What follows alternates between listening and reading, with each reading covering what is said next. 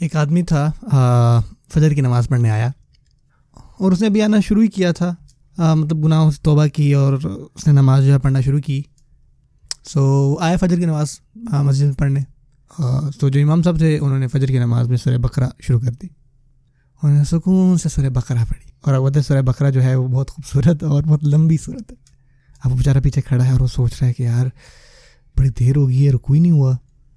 اور وہ کی بات بتاؤں، ایک ایشو یہ بھی ہے ہماری مساجد میں کہ جو ہمارے پیارے امام ہیں ان کو اس چیز کا خیال رکھنا چاہیے کہ اکثر اوقات جو ہے وہ اپنی نمازوں کو لمبا نہ کریں، جو سنت ہے اس پر عمل کریں اور اس حکمت کو سمجھیں. آپ وسلم بھی جب دیکھتے کہ پیچھے بچے رو رہے ہیں تو وہ اپنی نماز چھوٹی کر لیتے تھے.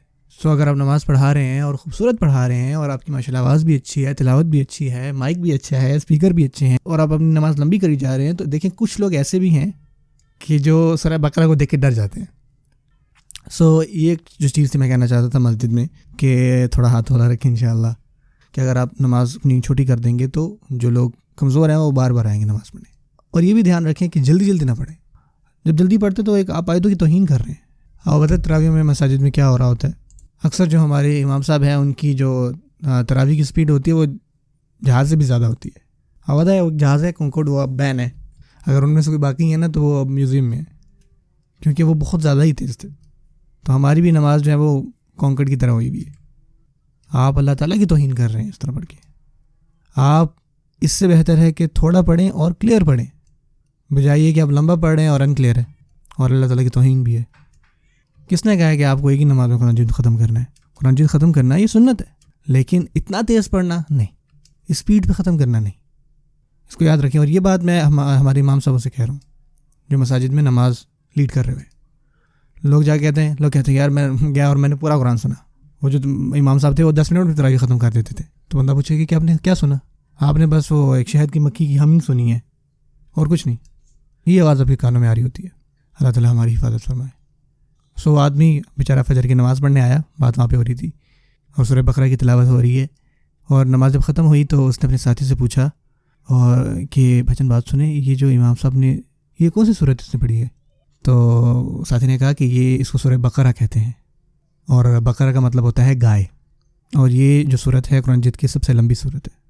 تو اس نے کہا ٹھیک ہے، نیکسٹ ٹائم جب میں آؤں گا نا نماز شروع کرنے سے پہلے میں پوچھ لوں گا. جب وہ مغرب کی نماز کے لیے آیا بیچارہ،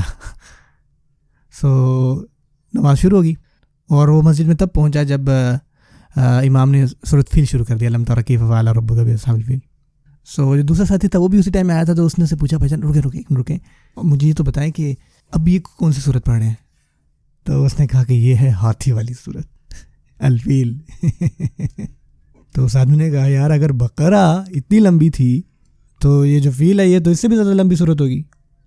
میں جا رہا ہوں بھی گھر. یہی ایٹیٹیوڈ اور یہی مینٹیلٹی ہے ہماری کچھ عوام کی، کیونکہ وہ کمزور ہیں. تو اس بیچارے نے سمجھایا کہ نہیں یہ چھوٹی صورتوں میں سے ہے، بہت چھوٹی صورت ہے.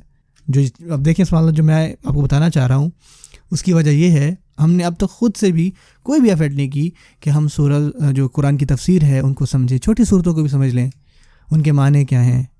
میں نے خود بھی فجر کی نمازیں پڑھائی ہیں اور لمبی لمبی صورتیں پڑھائی ہیں فجر کی نماز میں، اور اس کے باوجود بھی کچھ لوگ آئے جنہوں نے قرآن مجید سمجھا ہوا ہے نا، وہ میرے پاس آئے اور انہوں نے کہا کہ شیخ آپ تھوڑا اور لمبا پڑھتے، اس کا جو معنی تھا وہ بہت زبردست تھا.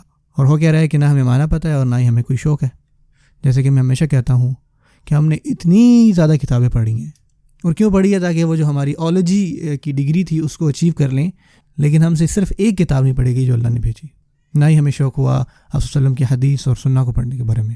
اس میں بھی ایک ایفرٹ چاہیے، اس میں بھی ڈیڈیکیشن چاہیے. آپ کے پاس کوئی گارنٹی نہیں ہے کہ آپ ایک لمبی عمر جئیں گے اور اپنے آخری ٹائم میں سب کچھ پڑھ لیں گے. ہمیں چاہیے کہ جتنا جلدی ہو سکے ہم اس کی طرف آئیں.